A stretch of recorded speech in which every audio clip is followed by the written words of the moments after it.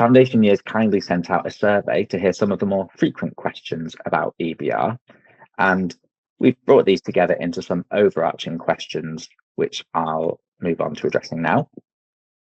So firstly, one question was, my school or early years provider was rated as requires improvement for overall effectiveness at its most recent Ofsted inspection. Can I start the EBR for staff so they could be included if we later on receive a judgment of good or outstanding at our next inspection? So the answer to that is no. To be eligible to offer the experience-based route at your setting, it must meet the eligibility criteria and be rated as good or outstanding at its most recent Ofsted inspection. EBR status must be gained in an eligible setting that meets the Ofsted judgment eligibility criterion throughout the time of the applicant's initial assessment, supervised practice period, and final assessment.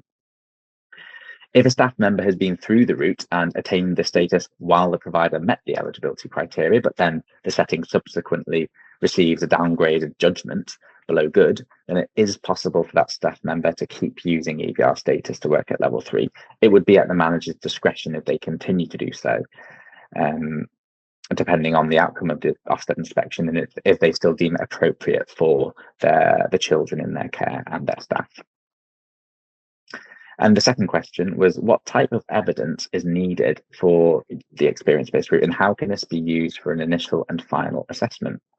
So when a member of staff is going through the experience-based route process, the provider should record evidence of the assessments that have been made and how the early years educator criteria have been met by an applicant.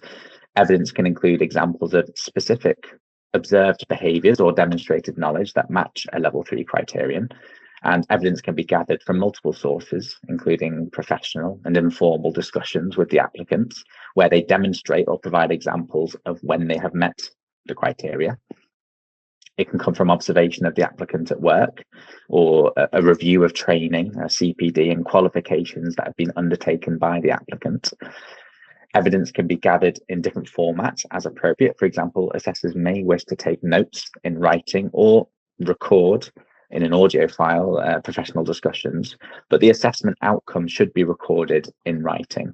And as mentioned, DfE has provided a template for this purpose on gov.uk, where evidence can be recorded against each point of the criteria being assessed against. And then the next question was, can I be a room leader, deputy manager, or manager after I've completed the experience-based route? So it's a requirement in the EYFS framework that managers of early years settings have a full and relevant level 3 qualification.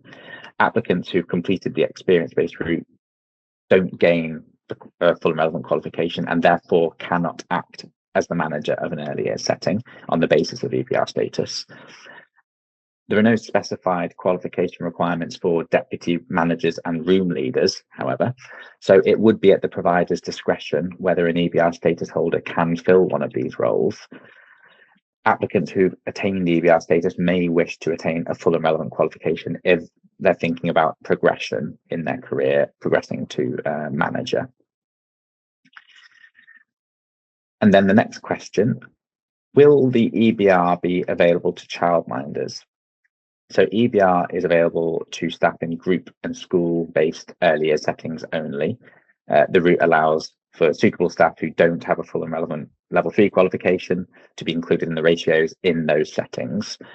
The route is not available to childminders as the qualification requirements to be included in the staff-child ratios don't apply to childminders.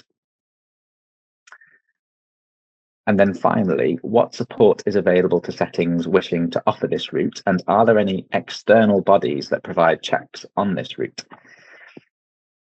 So EBR assessment decisions are at the discretion of the provider, or in practice, the manager.